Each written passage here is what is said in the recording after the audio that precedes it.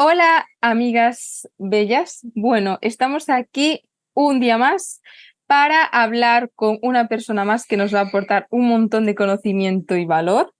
Y él es Sangat, es nuestro primer chico aquí. Todas hasta ahora han sido mujeres, pero él pues estrena esta sección como pues un hombre, así que desde el punto de vista suyo, que estará muy interesante porque él es profesor de Kundalini y de un montón de cosas más que nos va a contar. Así que bueno, me pareció muy interesante traerlo a este espacio porque bueno, yo lo conocí por redes y conecté mucho con él, con su mensaje y con lo que nos aporta. Así que dicho esto, vamos a empezar. Coge tu té, tu café y siéntate a escuchar. Pues muchas gracias, Ainhoa, por traerme a tu pequeño programa que has creado aquí. Si te parece bien, me gustaría empezar sintonizando el espacio, abriendo un poco el espacio para esta conversación que podamos compartir de manera productiva. Entonces, simplemente voy a recitar un pequeño mantra para abrir el espacio, ¿ok? Si quieres, tú también puedes acompañarme cerrando los ojos y tomando unas respiraciones profundas.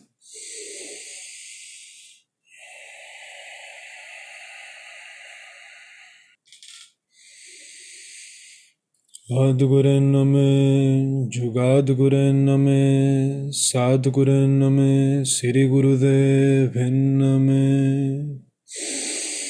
Adgurename, Jugadgurename, Sadgurename, Siri Gurudeviname. Adgurename, Jugadgurename, Sadgurename, Siri Gurudeviname.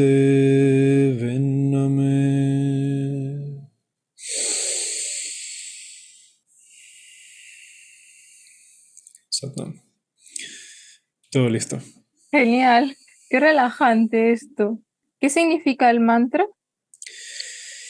Es un mantra que dentro del Kundalini Yoga se utilizan dos mantras para ver la práctica. Uno es el Adi Mantra, que es otro mantra para sintonizar, para entrar en un estado en el que cuando se practica Kundalini Yoga se abren como ciertos aspectos más sutiles del ser humano, y cuando se habla desde esos planos es muy importante marcar una intención de la energía con la que te quieres alinear, porque en planos más sutiles pues hay mucha polaridad entre lo beneficioso y entre lo perjudicial.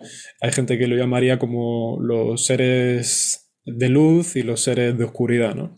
Entonces, cuando entras en estados tan sutiles es importante marcar una intención sobre qué te vas a conectar, y eso es lo que hacemos con el Adi Mantra, que es otro mantra. Y este es para, si te fijas, tiene cuatro partes, y es para crear como un espacio seguro a nivel energético en todas las direcciones. Entonces es como una especie, se hace tres ciclos, tres veces, y incluso aparte de cantarlos en las clases de Kundalini Yoga, también se debería hacer cuando vas a iniciar un viaje en coche para proteger el espacio, cuando vas a viajar en avión y también para bendecir, por así decirlo, una interacción entre dos seres humanos como la que vamos a tener. Por ejemplo, en mi empresa, cuando hemos tenido alguna reunión de equipo, lo hacemos antes de las reuniones para que esa charla pueda ser productiva. Qué interesante, la verdad. Justo cuando decías eso de un viaje importante o demás, me acuerdo que pues mi familia reza, o sea, un padre nuestro que son católicos, bueno, cristianos, y es como que tienen esa costumbre de rezar. No sé si sería algo similar, aunque yo creo que la iglesia hizo bastante daño a todo este tema de espiritual. La Biblia a mí me parece un libro como muy interesante, pero que tocado por la iglesia se distorsiona un poco todo. No sé si estás de acuerdo, ¿qué opinas de esto? En relación al mantra, si es lo mismo que rezar, por una parte sí, por otra parte no. En el sentido de que un mantra, hoy en día se utiliza la palabra mantra un poco para todo, ¿no? Para todo lo que sea repetitivo. Parece que un mantra es algo así, porque de hecho es parte de la tecnología mántrica, el hecho de que se repita. Sin embargo, la palabra mantra representa un sonido que está alineado con un aspecto de la creación. Por ejemplo, hay lenguas mántricas que son como el sánscrito o el gurmukhi, que no cambian con el tiempo. Si tú estudias un idioma, verás que empieza de una manera y va evolucionando con el tiempo, ¿verdad? Los idiomas están en constante evolución porque los idiomas son algo cultural, es algo que se desarrolla por una cierta localización geográfica o por una cultura que se genera en un lugar. Sin embargo, los mantras es como, por ejemplo, un día vi una película, no sé si tú sabes cuál es, la de Eragon, que es como un maestro de dragones o algo así. Ahora mismo no. Bueno, es una película muy chula. Y cuando tú tienes un dragón en esa película, tienes como poderes mágicos. Entonces puedes crear fuego con tus manos, puedes mover las raíces de los árboles. Y cuando el maestro de este discípulo de Jinete de Dragón le está enseñando los poderes, le dice que los nombres, porque él cuando lanza un hechizo dice unas palabras, ¿no? Como un mantra. Y le dice que esas palabras son el nombre verdadero de las cosas. Entonces, literalmente un mantra es como el nombre verdadero de las cosas, porque es el sonido que emite ese objeto o ese aspecto de la creación. Entonces, cuando tú cantas un mantra, cuando recitas un mantra, no solo está el aspecto psicológico de concentración y de profundizar en la meditación, sino que también tiene un aspecto existencial. Cuando tú estás pronunciando ese mantra, literalmente estás llamando, por así decirlo, un cierto aspecto de la creación sobre ti. Por eso hay tantos mantras con tantos beneficios, porque los yogis identificaron los sonidos que hay en la creación y crearon ciertas combinaciones de esos sonidos que nosotros llamamos mantras para llamar esos aspectos de la creación en tu vida. Aspectos como el silencio, la abundancia económica, la paz, la tranquilidad, la energía. Y recitándolos, esos mantras, de una forma muy concreta, no vale simplemente cantarlos de cualquier manera, atraes esos aspectos de la creación a tu vida.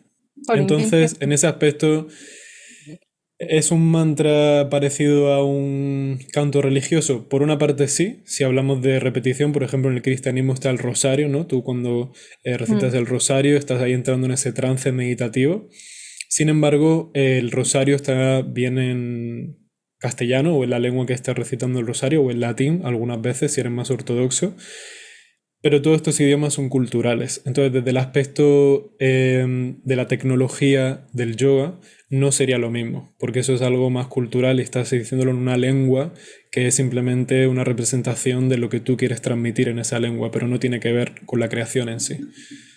Entonces, en un aspecto sí y en otro no. Ya. Es muy Hmm. interesante esto que cuentas, porque justo lo de en yoga, bueno, en el budismo y demás, que se utiliza el mala, que es similar al rosario, o sea, al collar, vaya, es con las bolitas y demás, similar. Y sí que recuerda que puede haber como similitudes, pero que no es lo mismo. O sea, Hmm.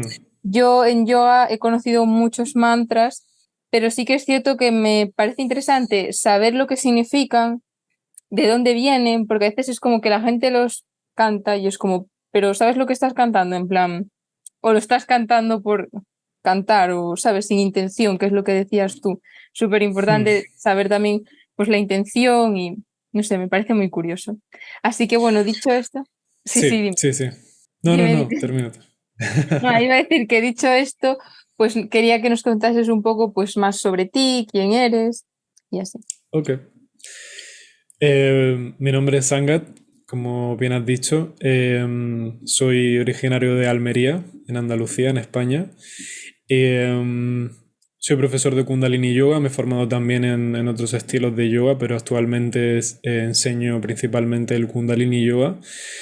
Y tengo una escuela que se llama Sunya, que es una escuela online de Kundalini Yoga en el que ofrecemos la tecnología yoga de una manera bastante tradicional y poco más. Todo esto es como una filosofía de vida. O sea, cuando yo entré por yoga fue algo físico, también espiritual, pero era como más físico. Y con el tiempo entendí que es que yoga es un estilo de vida que tomas, o sea, una filosofía que dura toda tu vida.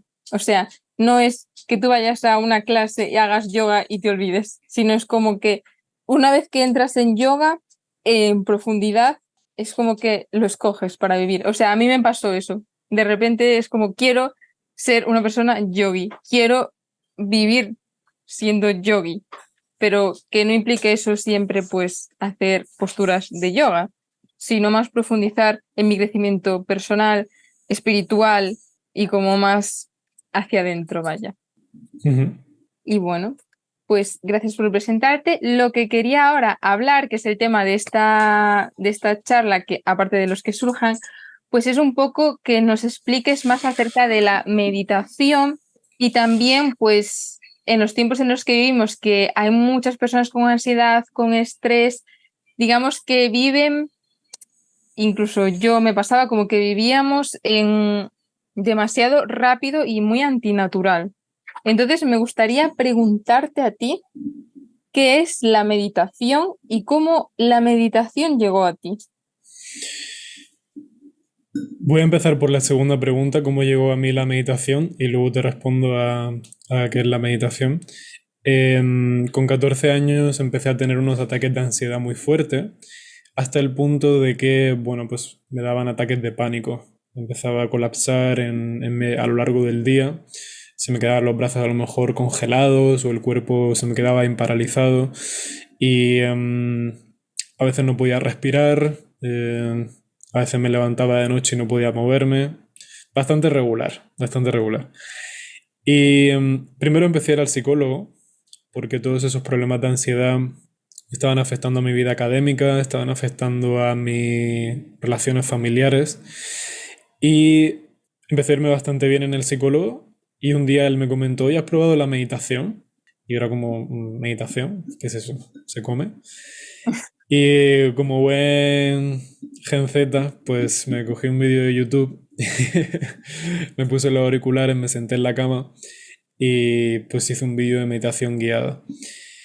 Hice un vídeo de meditación guiada del típico de enfócate en tu respiración y concéntrate en dejar pasar los pensamientos y estuve como 15 minutos o 20 y fue una experiencia increíble. En ese momento supe que se había abierto la puerta a algo completamente distinto, a un modo de vivir muy diferente y a partir de ahí pues ya empecé a practicar luego Hatha Yoga, Vinyasa Yoga, me formé como profesor de Vinyasa Flow y luego ya el Kundalini Yoga. Pero yo empecé meditando verdaderamente. Conocí luego el yoga más tarde, porque cuando meditaba mucho, yo siempre he entrenado al baloncesto y he estado en la federación, en la selección almeriense y tal, y entrenaba tanto, tanto, que tenía muchas contracturas en la espalda. Entonces, claro, si me sentaba a meditar, a los 5 minutos se me dormían las piernas, me dolía el cuello, me dolían los hombros, me encontraba como en una postura así como encorvada hacia adelante, tenía que estar todo el rato estirando el pecho hacia arriba.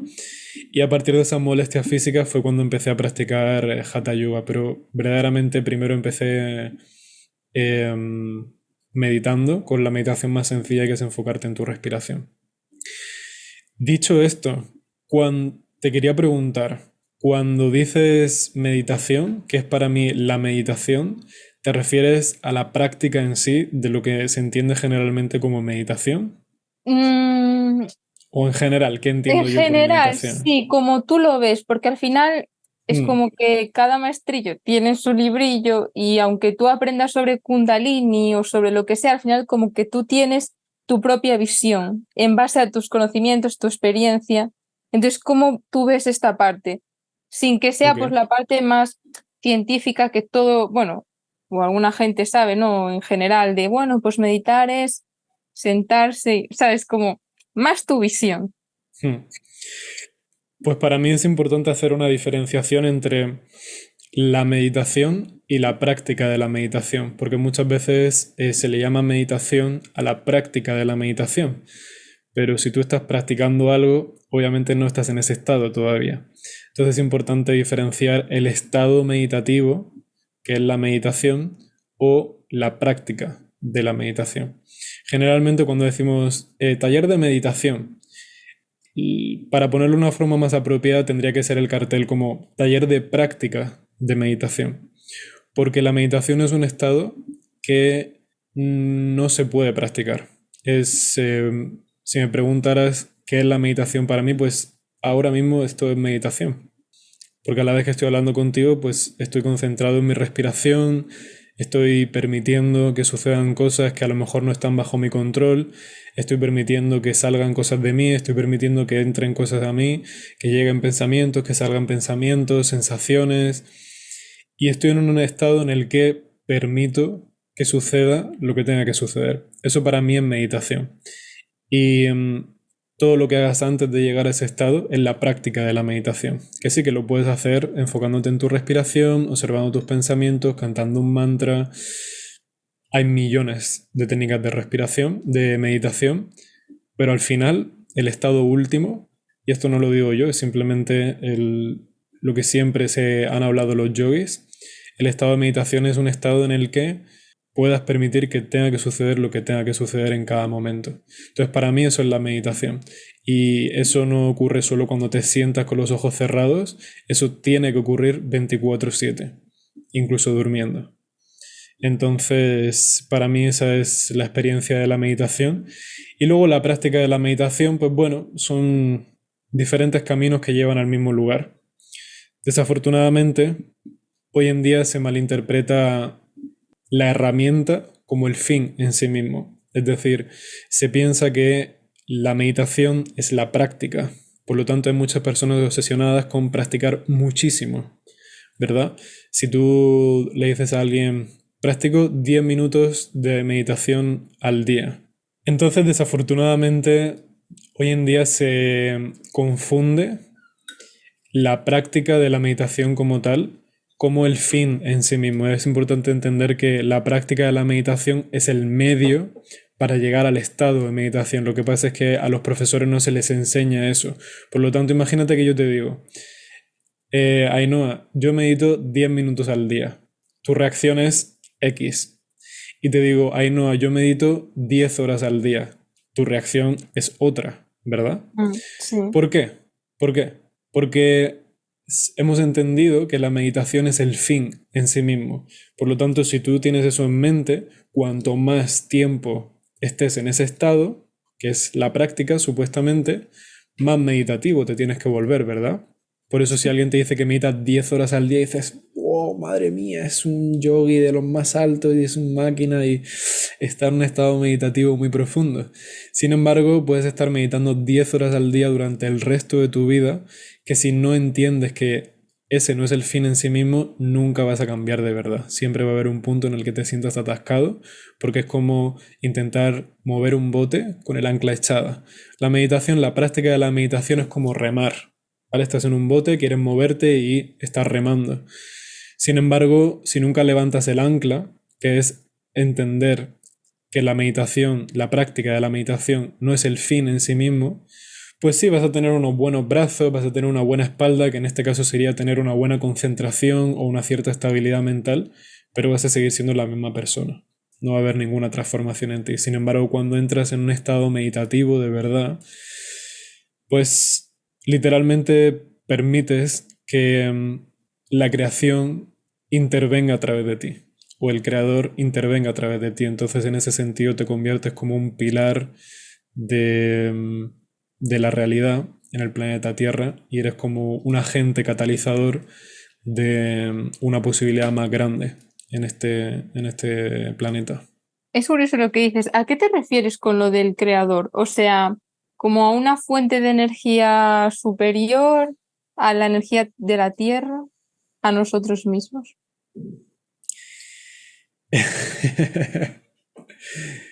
Esto es algo de lo que personalmente no creo que se debería intelectualizar, porque No. desde mi punto de vista, desde mi experiencia, se habla demasiado de lo que no se experimenta. Y el problema cuando hablas de lo que no se ha experimentado o de algo que todavía no se ha experimentado es que puedes imaginarte muchas cosas. Entonces, cuando se habla de los seres de luz, del creador, pues ya todo el mundo empieza a imaginarse cosas. De hecho, relacionado con lo que me comentabas antes de la religión, fíjate las historias que cada religión cuenta, ¿no? Sobre los cielos y cómo, dependiendo de la cultura en la que se haya gestado esa religión, el cielo es diferente. o el infierno, es diferente, ¿no? Entonces ahí cuando ocurren esas diferencias sabes que no estás hablando de algo que tenga que ver con la realidad, sino que es algo un poco más inventado.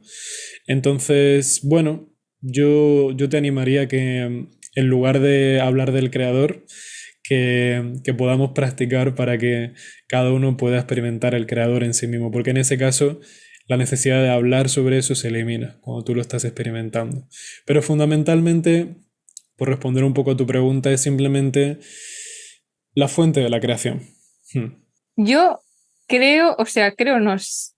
Bueno, creo porque no sé si lo he experimentado como tú lo has experimentado, creo que esto es algo también personal, o sea, como Decirte individual. que cuando lo has experimentado, no hay duda de si lo has experimentado o no. Entonces es un poco un parámetro que normalmente cuando algún estudiante me ha preguntado algo de este tipo, ¿no? Me dice, es Vale. que no sé si he tenido una experiencia, no sé si he tenido esto, si del todo lo he experimentado o no. Decirte que para llevar un poco una guía en el punto en el que te encuentras, que cuando lo experimentan no hay duda. Que el año pasado comencé a practicar Reiki. Ujú. Entonces, sí que me parece curioso saber identificar cuando una persona habla porque lo ha experimentado o habla por hablar. Porque cuando tú entras como en el mundo de la espiritualidad, ¿sabes? Como que te reconectas contigo misma, pues a veces acudes a eventos, charlas, bueno, lo que sea, y conoces a mucha gente. Y como que mucha gente ha experimentado muchas cosas. Y a veces tú misma o tú mismo te puedes sentir como, ¿y yo qué soy? Porque no he experimentado nada. Y de repente esto que se me está planteando es como un mundo extraordinario, que si lo siento, que si hay gente que habla con el agua, que si hay gente que habla con los animales, que si hay gente que habla con... Y tú en plan, solo respiro. O sea, he llegado a sentir, he llegado a sentir mucha conciencia, mucha presencia, como el sentir que algo lo pienso y lo veo. Ya, muy rápido. Eso sí lo he sentido. Pero a veces sí que te sientes como extraño o extraña, porque es como, ¿será que no estoy suficientemente conectada? ¿Será que no nací con el don de leer el agua? ¿Por qué? ¿Sabes? Es como, ¿cómo sé Hmm. diferenciar una persona que sí que lo siente de alguien que no? Bueno, yo diría que fundamentalmente puedes diferenciar a alguien que es genuino de alguien que no. 100%. Solo lo puedes diferenciar 100% cuando tú has experimentado eso de lo que está hablando. Esa es la única forma segura al 100% de que tú puedes saber si alguien es genuino o no. ¿Por qué? Porque cuando estás en el plano de la mente, cada persona tiene una experiencia diferente de la realidad. Porque cuando tú experimentas las cosas a través de la mente es como mirar a través de un caleidoscopio, ¿verdad? Un caleidoscopio es una combinación de espejos de diferentes colores que si tú miras hacia la pared, en vez de ver la pared blanca, la estás viendo de 30 colores diferentes. Porque cada persona cuando percibe la realidad no la percibe tal y como es, sino que la percibe a través de su historia. Si a mí, por ejemplo, yo cuando hago las clases llevo un turbante, imagínate que a ti la semana pasada alguien con un turbante te robó la cartera y yo ahora me presento aquí con un turbante puesto. ¿Tú no tienes ya como un pequeño prejuicio hacia la gente con turbante por las experiencias pasadas que has tenido respecto a ese tipo de personas?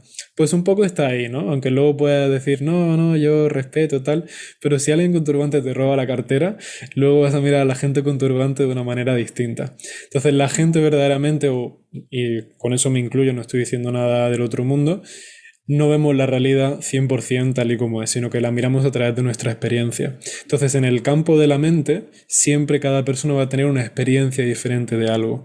Pero cuando tienes una experiencia de algo más allá del cuerpo y de la mente, todo el mundo tiene exactamente la misma experiencia, porque es una experiencia de unidad, es una experiencia única. Entonces, cuando tú tienes esa experiencia única y escuchas a alguien hablar de esa experiencia única, bueno, lo he podido leer en un libro, sí que es cierto, pero luego hay otras formas también de identificarlo. Por ejemplo, los que más han experimentado generalmente son los que menos hablan de su experiencia. Los que más han experimentado generalmente suelen tener una postura más adecuada, suelen tener una respiración más profunda, una mirada más relajada, y de forma general suelen ser como personas que tienen una cierta presencia, que saben transmitir de una forma muy elocuente, que saben transmitir simplemente estando en un lugar, que cuando entran cambia el ambiente. Pero ya te digo, al final esto se puede imitar. Alguien puede ser muy carismático y ser el mejor timador del mundo. Han habido muchos ejemplos, desafortunadamente, en el yoga, de grandes profesores de yoga que han sido abusadores sexuales, que han sido estafadores financieros. Entonces, ¿qué pasa con esa gente, no? Si tú los ves hablar, si tú los ves entrar a una habitación, generan un impacto, tienen una presencia, tienen una elocuencia, son grandes maestros de yoga. Sin embargo, luego abusaban sexualmente de sus estudiantes o timaban financieramente a las personas que asistían a sus cursos. Entonces, bueno, todos estos signos, si entrenas lo suficiente, los puedes imitar y de cierta manera los puedes falsear. Entonces, por eso te decía que la forma 100% de comprobar si alguien es genuino y auténtico es entrenar tú para tener esa experiencia, y cuando tienes esa experiencia se reconoce así a alguien que no la ha tenido o que sí la ha tenido. Me parece muy interesante esto que comentas porque me viene a la mente lo de endiosar a la gente. O sea, yo nunca fui una persona de ser fan de alguien, fanático, no sé por qué, nunca surgió de mí. De repente me gustaban cosas, pero nunca llegué a ser como fan. Pero sí que he visto a mucha gente como endiosar a una persona y ponerle como todo el poder en esa persona, olvidándose de ella misma, ¿no? Es como, pues, yo qué sé, se me ocurre Osho, no sé. Osho, imagínate, que tu referente sea Osho, ¿no? Que tu maestro. Es como todo lo que él diga es mi guía, hasta el punto de que yo desconfíe de lo que yo pueda llegar a pensar, si discrepo o no de lo que él diga. Entonces es como, ¿hasta qué punto en tu vida crees que es positivo tener un maestro para no caer en lo que decía, por ejemplo, Buda, de no hagáis lo que yo os digo, experimentarlo, o sea, no quiero a gente que me siga, no me sigáis. Entonces la gente como que dijo, pues ¿sabes qué vamos a hacer? El budismo, vamos a convertirnos en plan, vamos a ser fanáticos de él, pero es como, ¿cómo? O sea, ¿crees que es algo positivo? ¿Crees que es algo bueno el seguir a alguien?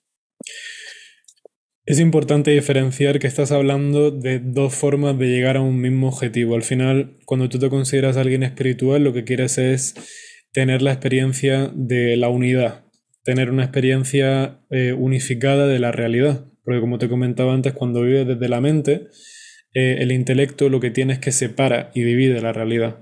Entonces, si tú quieres, por ejemplo, conocer a una flor, si tú quieres conocer el aroma de una flor, no te pones a diseccionarla, ¿verdad? Simplemente te acercas, la hueles y dices, esta flor huele genial. Pero no la partes por la mitad, no dices, mira el pistilo, el estambre, los pétalos, el tallo. No, eso es lo que hace el intelecto, ¿no? Entonces, al final tú lo que quieres es disfrutar del aroma de la flor, no quieres saber cuántos estambres tiene o cómo de largo es el tallo. Entonces, al final, cuando te consideras alguien espiritual, quieres tener una experiencia unificada de la realidad. Quieres salir de tu identidad limitada del cuerpo y de tu mente y experimentar algo más grande que tú, ¿cierto? Así como en términos generales. Para llegar ahí, fundamentalmente los yogis identificaron 4 formas, que de hecho son los 4 estilos principales del yoga, que es Karma Yoga, Jnana Yoga, Bhakti Yoga y Kriya Yoga. Cada uno referente a los 4 tipos de acciones que puede generar un ser humano: acción física, mental, emocional y energética. De lo que tú estás hablando es la diferencia entre el Jnana Yoga y el Bhakti Yoga, el camino del intelecto y el camino de la devoción. Si tú sigues el camino de la devoción, quiere decir el camino del abandono absoluto. ¿El camino del abandono absoluto de quién? De ti mismo. Eso quiere decir que delegas completamente tu voluntad hacia algo o a alguien. Cuando eres un devoto de verdad y abandonas verdaderamente tu voluntad hacia algo o a alguien, incluso si esa persona es un ladrón, si es un timador, si es un estafador, tú vas a entrar en un estado de unión. Porque cuando entras en un estado profundo de devoción, el objeto de la devoción se vuelve irrelevante. El objeto de tu devoción, que puede ser una persona, puede ser una deidad, puede ser un objeto, es simplemente una herramienta para abandonarte. Pero tú ya estás entrando en ese estado de abandono. Por lo tanto, no puedes abandonarlo todo excepto una cosa, por lo que estás abandonando también el objeto de tu devoción. Entonces, cuando entras en un estado puro de devoción, da igual qué objeto elijas para enfocarte. Siempre vas a conseguir ese estado. Por otra parte, ese es el camino del Bhakti Yoga, del yoga de la devoción. Por otra parte está el camino del Jnana Yoga, el camino del intelecto, que ese es el camino que generalmente exploraba Buda, porque tienes que tener en cuenta también la naturaleza de la actividad de Buda. Buda lo que hacía es que no pasaba más de 1 o 2 días en el mismo pueblo, iba yendo de un pueblo a otro. Entonces, cuando tu vida es de esa manera, que no pasas mucho tiempo con alguien, tienes que crear el mayor impacto posible en el menor tiempo, ¿cierto? En 1 día o 2 días tienes que impactar de una forma muy potente a la población en la que estás enseñando. Para que alguien entre en un estado de devoción se requiere mucho trabajo, porque al estar desde pequeños tan identificados con nuestro cuerpo y nuestra mente, requiere de un cierto entrenamiento y un cierto trabajo y sobre todo de la voluntariedad de un ser humano de abandonarse a sí mismo. Es algo que no puedes forzar a hacer a alguien. Es algo que alguien tiene que llegar a la conclusión de que es la única manera que pueden entrar en ese estado. Entonces, claro, él no tenía ese tiempo. Y la manera más fácil de crear un impacto en alguien que está identificado con su mente es a través del intelecto, de razonar y de enseñarles un aspecto un poquito más profundo de la realidad. Por lo tanto, su trabajo principal era ese, y las enseñanzas que se han recopilado de él han sido un poco de ese aspecto. Sin embargo, él también exploró en forma más íntima, con estudiantes más cercanos a él, otros aspectos del yoga como el Bhakti Yoga, el Kriya Yoga, y de hecho dejó varios rituales y dejó varias técnicas mucho más avanzadas que no son como las estándar que se conocen. Entonces no es que hay una cosa mejor que la otra, no es que tengas que hacer como un equilibrio entre una cosa y la otra, es elegir un camino. Si eliges 50-50 nunca vas a llegar, porque el 50-50 es cuando te apetezca, vas a estar en un estado devocional. Cuando no tenga sentido lo que esa persona está diciendo, vas a intentar intelectualizarlo y cerrarte a esa enseñanza. Entonces va a ser como un estado templado, ni frío ni caliente, en el que al final nunca vas a llegar a ningún sitio. Cuando eliges un camino, vas al 100% con ese camino. Si me preguntas cuál es más rápido, el de la devoción sin duda. Sin embargo, en el de la devoción es como caer en un pozo sin fondo. No sabes dónde estás, no sabes si estás avanzando, si no estás avanzando, porque tienes que confiar. Y para las personas, sobre todo occidentales hoy en día, tan sumamente intelectualizadas y que han puesto su fe en la información, es muy difícil ese camino. Por lo tanto, hay muchas personas que eligen el camino del Jnana Yoga, de leer libros, información y tal. Lo que pasa es que ese camino no solo te va a llevar años o décadas, sino que te puede llevar vidas. Llegar verdaderamente a un estado de unidad a través de una herramienta que está diseñada para separar, como es el intelecto. El intelecto está diseñado para diseccionar la realidad y si tienes una flor, como te comentaba, la divide en 1000 partes, porque es la función del intelecto, es una herramienta de supervivencia. Entonces tiene que ir identificando y categorizando. Esto es bueno, esto es malo, esto es agradable, esto es desagradable. Es una herramienta de supervivencia porque te ayuda a moverte a través de la realidad 3D, a través de la naturaleza, a través de la sociedad. Pero cuando quieres ir más allá, es como intentar coser con un bisturí. Vas a acabar con más agujeros que los que empezaste, porque estás utilizando la herramienta errónea para el fin adecuado. Entonces, en ese sentido, la devoción es más como una aguja que va uniendo y va juntando los pedazos sueltos. Jolín, muchas cosas que comentar acerca de esto. Estoy muy de acuerdo contigo porque no lo había visto así. O sea, sí lo había visto así, pero como que es tanta información, me siento como a veces en el mundo así, ¿no? Yo creo que conmigo está mucha gente. Ahora tenemos tanta información a tan fácil acceso que es tan fácil perderse también. Y de repente, como tú bien dices, es como que estamos muy intelectualizados, como mucho en la mente, y de repente, pues todo se basa en saber, en saber, en saber, y cuanto más sabes, parece que más exitoso eres. Y si sientes que no exploras esa área de saber, saber, saber, te sientes como inferior a veces, porque a mí me ha pasado, o sea, yo desde hace un tiempo, no leo tanto, no leo. Leo cosas que me interesan cuando pues me apetece, pero no tengo como como no siento como esa obligación de tengo que leer para saber y no sé qué. Me empecé como si mi mente, vaya, se cansase y dijese, Ainhoa, ponte a experimentar. O sea, basta ya de leer. ¿Leer para qué? ¿Para qué te sirve leer si no pones en práctica nada, no? Pues un poco eso, porque era lo que estaba haciendo. Es como, ay, yo me leí 50 libros, yo me leí 80 en un año, yo me leí 30 libros en un mes. Y yo en plan, mira, pues yo llevo con un libro 6 meses y tardo tanto por, bueno, de experimentarlo y de sentirlo y de fundirme entre sus páginas. Y es algo que siento que se está perdiendo también. Es como antes tenías un libro o tenías un conocimiento y como no tenías tan fácil acceso a más, exprimías ese conocimiento, lo ponías en práctica, te inundabas en él y como que lo vivías. Y ahora es como no, de repente todo rápido, todo saber más. ¿Y la práctica cuándo? O sea, es como, ¿y poner lo que estás leyendo en práctica para cuándo? Hablando de libros pues, sobre conocimiento, autoconocimiento, espiritualidad o lo que sea. Pues si es una novela, pues no, o sí, porque a veces también tienen enseñanzas muy interesantes. Pero bueno, es un poco así lo que siento que está pasando, como ir demasiado rápido. Hmm. De hecho, yendo por esta rama de ir demasiado rápido, ¿crees que la ansiedad va a afectar gravemente más incluso que el cambio climático a la sociedad? O sea, ¿crees que es como algo que va a acabar con nosotros, más que los factores externos que nos hacen creer que son los malos? ¿Sabes? Es como, no, está viendo esto fuera o lo otro, pero nadie nos habla de la ansiedad. ¿Crees que esto acaba con tu salud?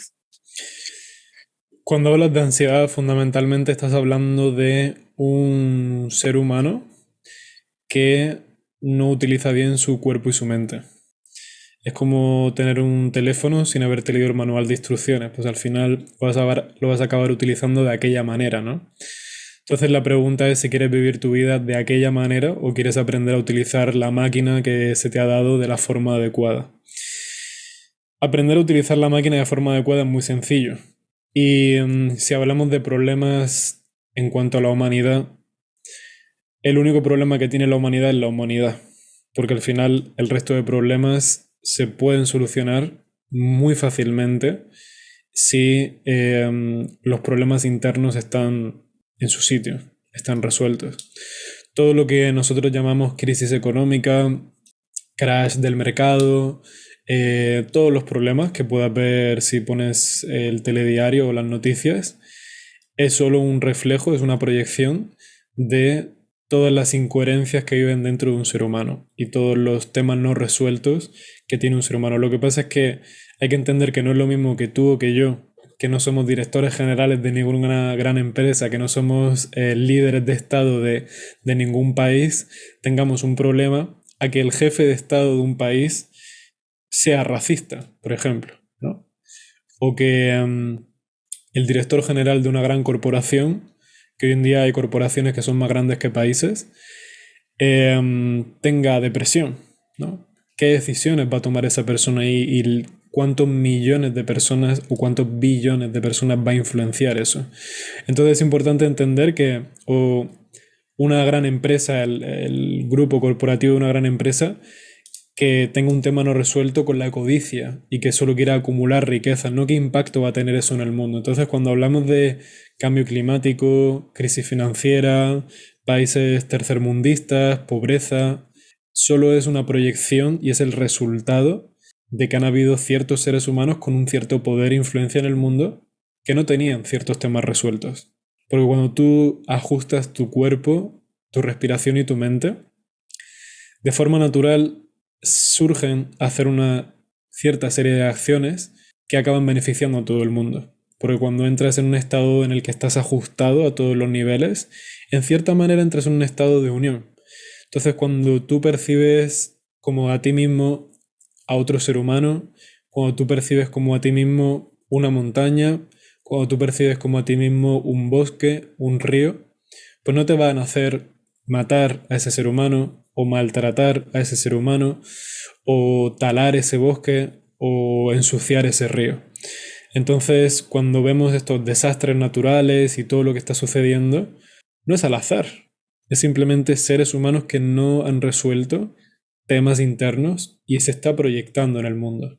Entonces, la ansiedad es simplemente un nombre que le hemos dado a alguien que no tiene los temas resueltos, porque tú tienes un tema no resuelto dentro de ti y lo puedes manifestar de mil maneras. Depresión, ansiedad, estos son solo nombres que se le da a las millones de manifestaciones que tiene cuando un ser humano no está bien ajustado.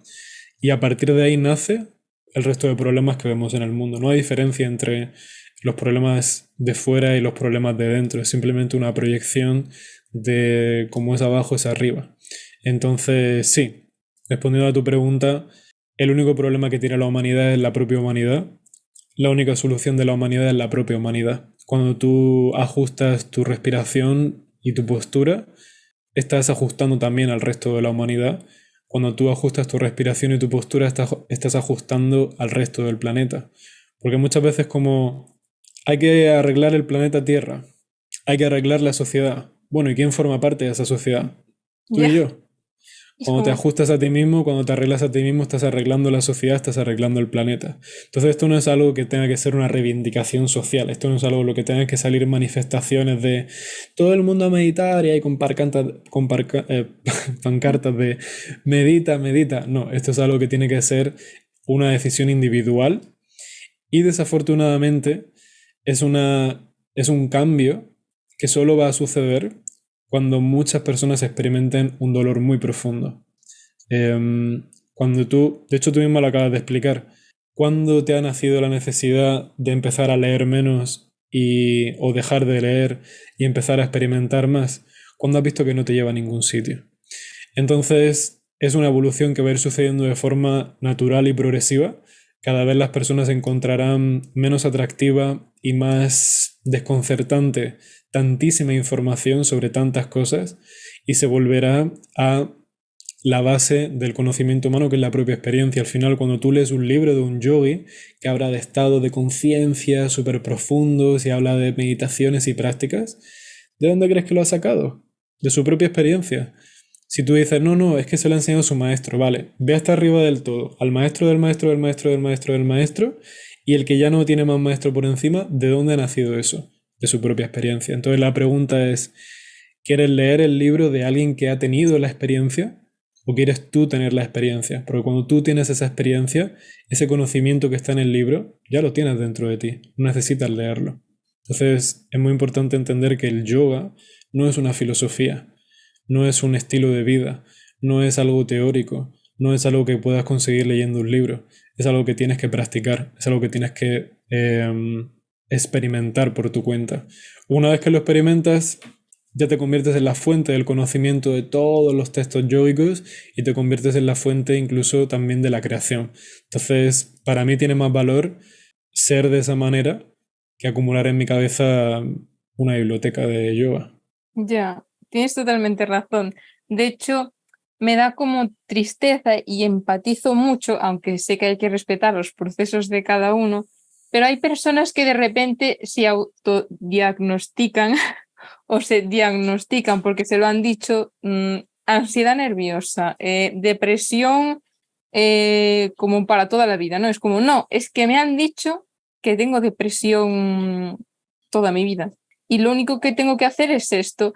Y yo pienso, no, o sea, primero que nada, pienso, jolín, no, es que hay más soluciones, o sea, tienes más por dónde ver, te estás como cerrando a lo que pues has querido escuchar para no moverte, yo creo. Es como, suena así como muy fácil de decir, pero yo tengo, pues voy a hablar, familia cercana, que es como, yo tengo ansiedad nerviosa y por eso soy así, y por eso actúo así, y por eso te trato mal. Y es como, no, no, amiga, no, amigo, lo siento, o sea, puedo respetar muchas cosas, pero hay momentos en los que creo que ya te toca mirar hacia adentro y ya decir, igual hay más. Igual el mundo no gira a mi alrededor y soy la única persona que vive aquí y los demás son NPC. Son personitas que están ahí existiendo y que van a hacer todo lo que pues yo quiera o diga. No sé si lo ves así, pero es como, no sé qué te ocurre cuando pues tú sientes que si crees que hay personas que realmente se justifican en eso de yo tengo esto, yo tengo lo otro, para no moverse, porque pues a veces moverse implica no sufrimiento, pero sí dolor, porque tienes como que mover cosas y mirar cosas que antes no habías visto de ti misma o de ti mismo. Personalmente prefiero invertir mi tiempo y mi energía en lugar de pensar en por qué esta persona no está tomando la responsabilidad de su vida. Prefiero invertir ese tiempo y esa energía en pensar por qué me molesta que esa persona no esté solucionando su vida. ¿No? No sé si me Sí, entiendes. sí, me acabo de El, quedar. Sí, a ver, es verdad. Pero yo veo que un familiar se justifica en su padencia, porque está sufriendo al final, ¿no? Se justifica en su padencia el tener un cierto comportamiento. Yo prefiero personalmente ver por qué me molesta que esa persona esté actuando de esa manera en lugar de intentar arreglar su vida o, como tú bien has dicho, porque al final esa persona está en su proceso de sanación y tiene también que experimentar el victimismo, ¿no? Entonces, si verdaderamente vamos a respetar el proceso de alguien, eso quiere decir verdaderamente respetar el proceso de alguien, por lo que también es respetar que alguien se justifique en el victimismo. Otra cosa es no poner límites. Tú desde tu posición puedes poner ciertos límites, que ellos pueden reaccionar como quieran reaccionar. Pero generalmente esas personas cuando están en el victimismo, cuando ven a alguien que tiene límites sanos, se alejan, porque es como dos polos opuestos de un imán. Pero cuando tú reaccionas ante eso y le dices, no, porque tienes que cambiar y tienes que estar bien, ellos se nutren de eso, porque al final lo que estás haciendo es retroalimentar su victimismo reaccionando ante ello. Pero si tú estás en tu centro, si tú tienes claro que generalmente cuando alguien así te chirría, ¿no? Cuando dices, que, ¿por qué estás haciendo esto tal? Es generalmente porque tú estás frustrada porque hasta cierto punto no piensas que lo estés haciendo o porque piensas que estás haciéndolo igual que ellos. Entonces también es importante que si estamos en este camino, siempre giremos el foco hacia nosotros. Que si vemos algo que nos chirría fuera, es porque es lo que te comentaba justo ahora. El mundo es como es, no por el azar, sino porque los seres humanos lo hemos moldeado de esa manera porque hemos proyectado lo que tenemos dentro. Entonces, cuando a ti te chirría alguien, más que decir voy a arreglarte o oye, arréglate, ¿no? Que también es un intento de arreglarle, intentar aconsejarle, intentar que salga de ese estado porque piensas que no es lo que debería estar sintiendo o piensas que no es como debería ser esa persona. Girar el foco de la atención y decir, oye, ¿por qué a mí me molesta? ¿Qué me molesta de esta persona? ¿O qué me molesta de mí que veo reflejado en esta persona? Yo personalmente prefiero invertir mi tiempo y mi energía en eso, porque al final ponerlo en la otra persona es como ponerlo en un agujero negro. Lo va a ir chupando, chupando, chupando esa energía, chupando ese tiempo y te va a acabar agotando. Entonces yo prefiero personalmente estar en mi centro y desde ahí pues relacionarme con otras personas. Que veo que alguien se está haciendo la víctima y está reaccionando compulsivamente ante sus problemas y no tomando la responsabilidad. Es su vida, es su responsabilidad. Que eso me está afectando, pongo límites. No, esto tampoco quiero decir de poner la otra mejilla, ¿no? Ni mucho menos, ni mucho menos. Estás en tu centro, alguien quiere invadir eso, te proteges. De hecho, los yogis, hay una cosa que también quería comentar que es el arquetipo de alguien espiritual. El arquetipo de alguien espiritual, hemos adoptado el arquetipo judeocristiano de alguien espiritual que es alguien que está así tranquilo, alguien delgadito, flaquito, que habla muy poquito, muy bajito, que es como muy amable, que está así sentado, que no hace mucho, que no pide nada, que no tiene cosas, que no posee nada. humilde. Bueno, es el arquetipo judio-cristiano occidental de alguien espiritual. Si tú ves el arquetipo yógico de alguien espiritual, Si tú buscas, por ejemplo, imágenes de Shiva, si buscas imágenes de Guru Ramdas, si buscas imágenes de cualquier yogi, primero siempre los vas a ver con un arma en las manos, con un tridente, con una espada, con un chakra que es como un disco que está muy afilado que se utilizaba para cortar cabezas. Por ejemplo, Krishna tenía uno de esos en su mano y de hecho lo utilizaba para cortar cabezas literalmente. Los vas a ver con arcos, siempre los vas a ver con un arma, eso es lo primero. Y lo segundo es que siempre están muy bien físicamente, son altos, fuertes, fornidos, son alguien ágil, en muy buena forma física y sobre todo la inmensa mayoría son guerreros, pero no guerreros de luz, como se dice hoy en día, sino guerreros de verdad, gente que ha matado a otras personas. Esto es porque es importante entender que tener compasión hacia alguien no significa permitirles todo. Porque cuando tú te relacionas con alguien que vive del victimismo, alimentar ese victimismo o permitir que te sabotee no es compasión hacia esa persona, porque estás permitiendo que esa persona no sepa hasta dónde está el límite. Y tampoco le estás ayudando porque estás permitiendo que se siga como regodeando en ese victimismo.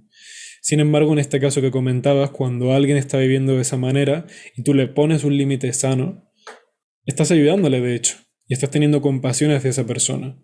Entonces es importante entender que no se trata de permitirlo todo, sí que se trata de vivir desde tu centro. Para vivir desde tu centro, si inviertes tiempo y energía en querer resolverle la vida a las personas, eso no va a suceder. Eso no va a suceder. Pero si eres capaz de ver qué te rechina de algo o de alguien, que es un reflejo de algo que te rechina a ti dentro, el camino espiritual coge una velocidad muy grande.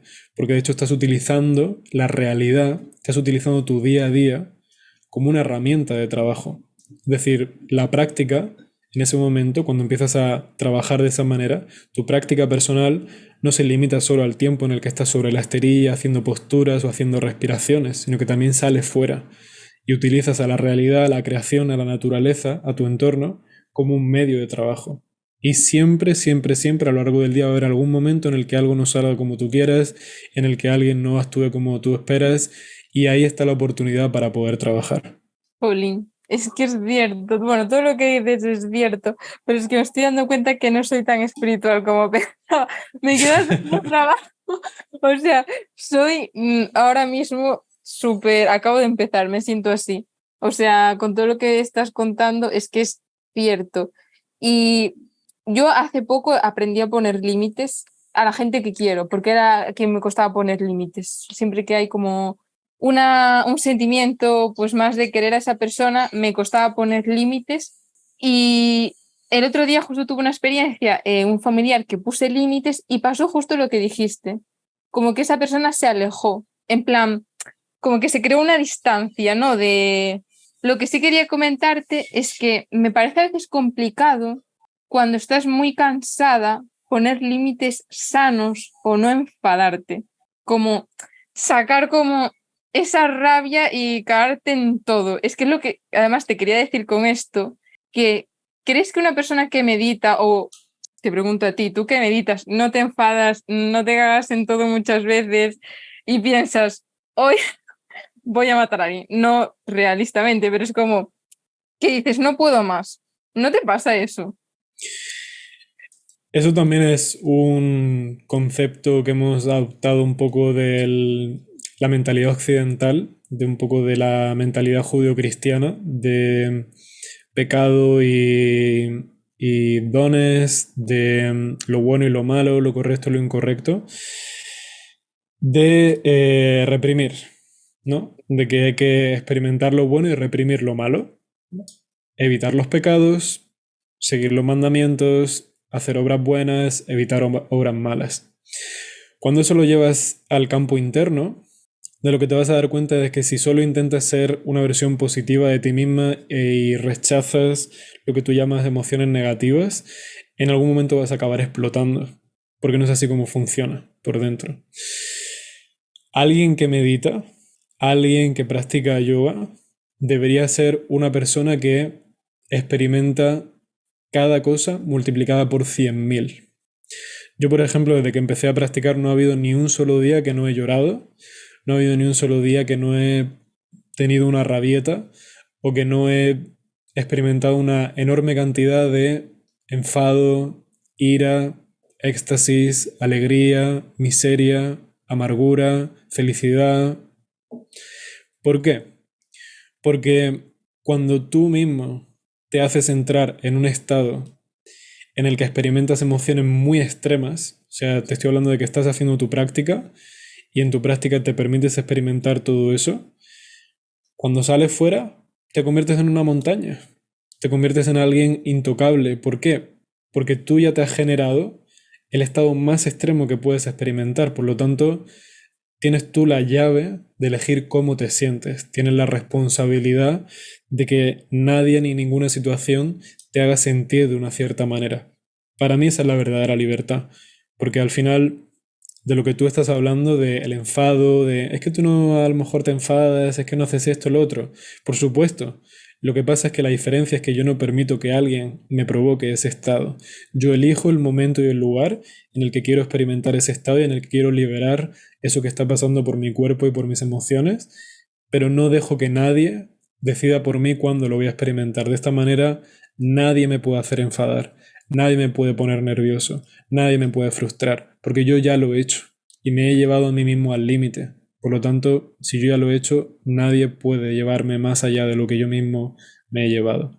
Entonces, alguien que medita es alguien que experimenta lo que una persona normal multiplicado por 1000.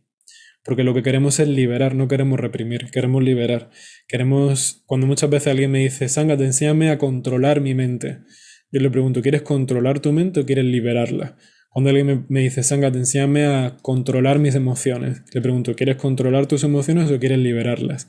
Y todo el mundo siempre me dice lo mismo, quiero liberarlas. La realidad es que quiero liberarlas porque ya he intentado controlarlas y es cuando la estoy cagando. Cuando quiero controlarlas es cuando la cago porque reprimo cosas que no debería reprimir. Entonces este proceso se trata de liberar, no se trata de reprimir, se trata de experimentar y de tú mismo llevarte a ese estado para que luego nadie pueda hacerlo. De esa manera no es que no experimentes las emociones y te vuelvas como un robot de, oh, ya no experimento nada, todo lo contrario, lo experimentas todo muchísimo más profundo, solo que tú eliges cuándo hacerlo. Y de esa manera no permites que nadie te provoque ese estado desde fuera. Entonces adquieres un grado de libertad muy grande, que de cara a la gente parece que eres intocable y que no experimentas nada, pero es simplemente porque todo el mundo está muy acostumbrado a que alguien te haga enfadarte, a que alguien te haga ponerte nervioso, a que alguien te haga frustrarte, a que alguien te haga cansarte. Pero eso es un estado que experimentas siempre. La única pregunta es, ¿vas a permitir que alguien lo genere dentro de ti o tú mismo vas a liberarlo cuando tú quieras y de esta manera evitar que alguien tenga la responsabilidad de crearlo en tu lugar? Y para saber hacerlo, pues hay que meditar. O sea, me imagino que sí, porque, bueno, es la charla, pero es como, no se me ocurre otra forma de no entrenar esa parte, de que pues no te afecte ni te dejes guiar todo el rato de lo que los demás hacen y tus emociones se van afectadas por Aquí es ello. importante definir que cuando dicen meditar, cada persona que esté viendo esto va a entender una cosa diferente de meditar. Entonces, en términos generales, sí, la meditación es algo que puede ayudar, depende de lo que tú entiendas por meditación. En mi caso ha sido el Kundalini Yoga lo que me ha ayudado, pero en términos muy generales, yo respondiendo a esa pregunta, ¿qué te puede ayudar a liberar esas emociones y crear ese estado de libertad? A un nivel muy básico, muy rudimentario, sería hacer algo que te permita salir de tu cabeza. Hacer algo que te permita por un tiempo habitar tu cuerpo, habitar tu respiración. Entonces para muchas personas será salir a dar un paseo, estar en la naturaleza, pintar, escuchar música, salir a correr. A un nivel muy rudimentario, muy fundamental, eso, algo que te haga salir de tu cabeza. Cuando estás en tu cabeza, anulas completamente tu capacidad para procesar todas las emociones que pueden pasar, porque tienes que entender que lo que tú llamas emociones es algo que está codificado en tu cuerpo. Cuando tú respiras profundo y ajustas tu postura, te permite sentir todo eso que está atascado en tu cuerpo. Y en ese momento es cuando liberas todas las emociones. Entonces, para diferentes personas serán diferentes cosas.